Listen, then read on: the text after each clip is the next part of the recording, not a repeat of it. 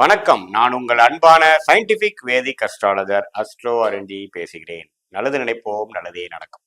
Scientific வேதிக் astrology முறையில அறிவியல் சார்ந்த கருத்துக்களை பார்த்துட்டு இருக்கோம். எந்த விதத்திலும் மூட நம்பிக்கைக்குள்ள போகாமல், பரிகாரங்கள், மிகைப்படுத்தி பேசுவது அது மாதிரி விஷயங்கள் இல்லாமல் உள்ளது உள்ளவாறு பார்த்துட்டு இருக்கிறோம். அந்த அடிப்படையில இந்த வீடியோல பாத்தீங்கன்னா தனுசு ராசிக்காரர்களுக்கு 2025-26 எத்தகைய ஒரு காலகட்டமாக இருக்க போகிறதுங்கிறது பார்க்க போறோம். ஏன்னா அந்த 2025 மார்ச் ஏப்ரல் மாதம் பார்த்தீங்கன்னா பல பயிற்சிகள் வருகிறது. ஆண்டு கிரகம் என்று சொல்லப்படுகிற சனி ராகு கேது குரு பயிற்சி பார்த்தீங்கன்னா குறிப்பா மார்ச் 2025 ஏப்ரல் 2025 அன்றைக்கு பார்த்தீங்கன்னா மூப்பெரும் பயிற்சியும் நடைபெறுகிறது.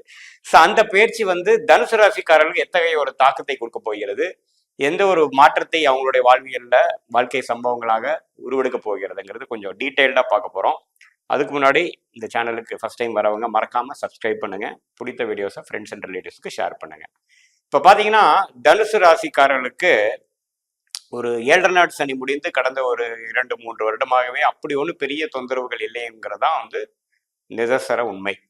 இதுல என்ன விஷயம்னா, இப்போ ராசி அதிபதி என்று சொல்லப்படுகிற குரு 6ஆம் இடத்துல இருந்து 12, 2, 10ஆம் இடத்தை பார்த்துட்டு இருந்தார். அதாவது தொழில் விஷயங்கள், வேலை விஷயங்கள் பரவாயில்லை, அதே சமயத்துல செலவுகளும் அதிகமா இருக்கு, குடுக்கல் வாங்கல் அதிகமாக இருக்கு, பண பரிவர்த்தனை அதிகமா இருக்குங்கிற மாதிரி ஒரு அமைப்பு போயிட்டு இருந்தது.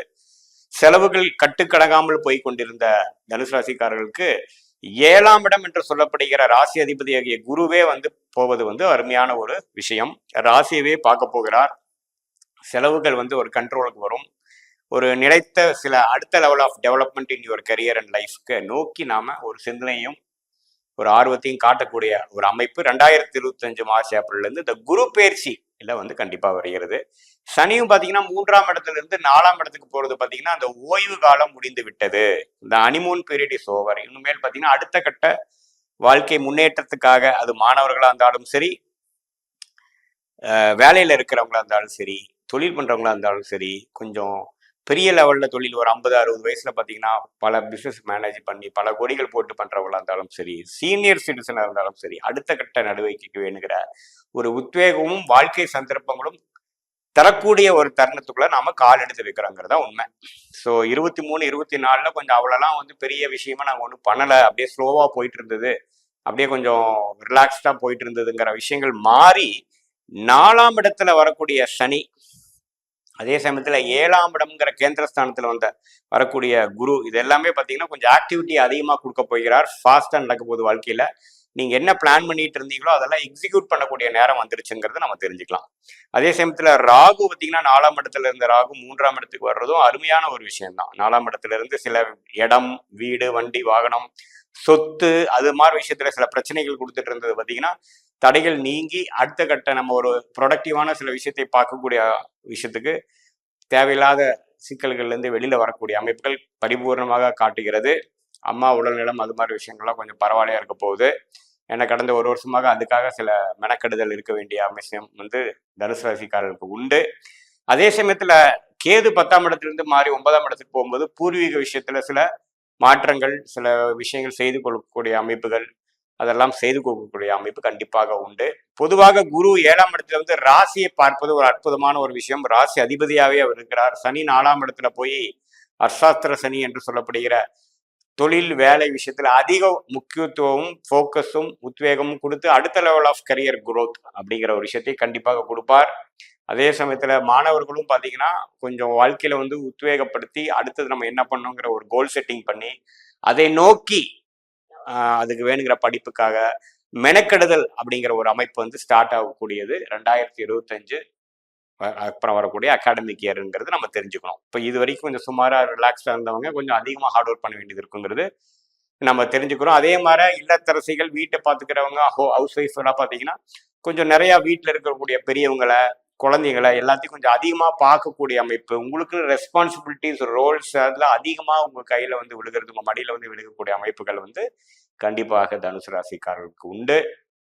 ஸோ பொதுவா 7ஆம் இடத்துல குரு, 4ஆம் இடத்துல சனி, 3ஆம் இடத்துல கேது, 9ஆம் இடத்துல 3ஆம் இடத்துல ராகு, 9ஆம் இடத்துல கேது இருப்பதெல்லாம் ஒரு நல்ல ஒரு கோச்சார அமைப்பு தான். மாத கிரகங்கள் அப்பப்போ மாறும் பொழுது அந்த மாதிரி ஒரு சில மாற்றங்கள் கொடுத்துட்டு இருக்கும். உங்களுக்கு என்ன தசைகள் போகுதுங்கிறது ரொம்ப முக்கியம். என்ன லக்னங்கிறது அதை காட்டிலும் முக்கியம். இதெல்லாம் வைத்து தான் நம்ம ஒரு துல்லியமான பலன்கள் எடுக்க முடியும். இது வந்து ஒரு கோச்சார அமைப்பு தனுசு ராசிக்காரர்களுக்கு 2018-19 ஜென்மசனியால் பாதிக்கப்பட்டு 20, 21, 22 வந்து பாதசனியில் இருந்து இப்போ 23 இருந்து 7.5 நாள் சனியிலிருந்து விலகி வந்த தனுசு ராசிக்காரர்கள் இப்போ சனி 4ஆம் இடத்துக்கு போய் கேது 3ஆம் இடத்துக்கு, ராகு 3ஆம் இடத்துக்கு வருவது பார்த்தீங்கன்னா இன்னுமே ஒரு அந்த 7.5 நாள் சனிக்கு அப்புறம் ஒரு 2 வருடம் கொஞ்சம் ஓய்வா போன காலம் முடிந்து விட்டு அடுத்த கட்ட நடவடிக்கைக்காக சில உழைப்புகளும் சில உத்வேகமும் சில முயற்சிகளும் நம்ம எடுக்கக்கூடிய அமைப்பு வந்துருச்சு. இது ஒரு டெவலப்மெண்ட் ஓரியன்டான ஒரு விஷயம்தான். ஏன்னா வாழ்க்கை இல்லை பார்த்தீங்கன்னா மாற்றம் ஒன்றுதான் மாறாததுங்கிற ஒரு விஷயத்துல அந்த ஓய்வான ஒரு ரிலாக்ஸேஷன் டைம் முடிஞ்சு அடுத்த ஒரு வேலை, உத்தியோகம், தொழில், மற்ற என்னென்ன விஷயங்கள் நீங்க பெண்டிங்ல வச்சிருக்கீங்களோ அதெல்லாம் எடுத்து செய்யக்கூடிய அமைப்பு. சில பேர்த்துக்கு வெளிநாடு போகணும்னு நினைக்கிறவங்க வெளிநாடு போகக்கூடிய அமைப்பு. சில பேர்த்துக்கு ஒரு புதிய விஷயங்கள் இதுலயே நம்ம இருக்கோம், ஒரு growth இல்லாமல் இருக்கோம், மாறலாமான்னு கேட்டா மாறக்கூடிய அமைப்பு. இது எல்லாமே கொடுக்கக்கூடிய விஷயமாகவும் சுப விஷயங்களை வந்து தடை கொடுத்துட்டு இருந்த இது வரைக்கும் பார்த்தீங்கன்னா குரு பார்வையே இல்லாமல் குரு பலன் இல்லாமல் இருந்தவங்களுக்கு இப்போ குரு பலன் கிடைக்குது. ஸோ திருமண விஷயங்கள், காதலில் இருக்கிறவங்க, திருமணம் அமைய முடியாத இருக்கிறவங்க, அல்லது 3-4 வருஷமா ட்ரை பண்றாங்க மேரேஜ் அமையலைங்கிறவங்களுக்குலாம் பார்த்தீங்கன்னா அந்த கரெக்டான தசாபுக்திகள், சுக்கிரன் சம்மந்தப்பட்ட புக்திகள் வரும் பட்சத்தில் இந்த குரு ராசியவே 7ஆம் இடத்திலிருந்து பார்ப்பது பார்த்தீங்கன்னா சுப விஷயங்கள் தடைகள் நீங்கி இவ்வளவு தூரம் ட்ரை பண்ணிட்டு இருந்து டக்குன்னு முடிஞ்சிருச்சுங்க அப்படிங்கிற மாதிரி ஒரு அருமையான ஒரு விஷயத்தை கொடுக்கக்கூடிய அமைப்பு கண்டிப்பாக உண்டு. அதே மாதிரி குழந்தைகளை எதிர்பார்க்கக்கூடிய தம்பதியினர்களும் பார்த்தீங்கன்னா புத்திர பேர் எதிர்பார்க்கிறவங்களுக்கு ஒரு நல்ல செய்தி கிடைக்கக்கூடிய அமைப்பும் கண்டிப்பாக உண்டு. ஸோ பொதுவாக பார்க்கும் பொழுது இந்த தனுசு ராசி 2025-26 ஆகக்கூடிய அந்த சனி, ராகு, கேது, குரு பயிற்சி ஒரு அருமையான ஒரு பயிற்சியாக இருக்குது என்பதை நம்ம தெரிஞ்சுக்கலாம். இது பொதுவான பலன்களே தவிர உங்களுடைய லக்னம், உங்களுடைய தசாபுக்திகள் என்ன, நீங்க பிறந்த தேதி, பிறந்த நேரம் வைத்து வரக்கூடிய அமைப்பு தான் துல்லியமான பலனை கொடுக்க முடியுங்கிறது நீங்க தெரிஞ்சுக்கணும். மீண்டும் மற்றொரு காணொலியில் சந்திப்போம். நன்றி, வணக்கம்.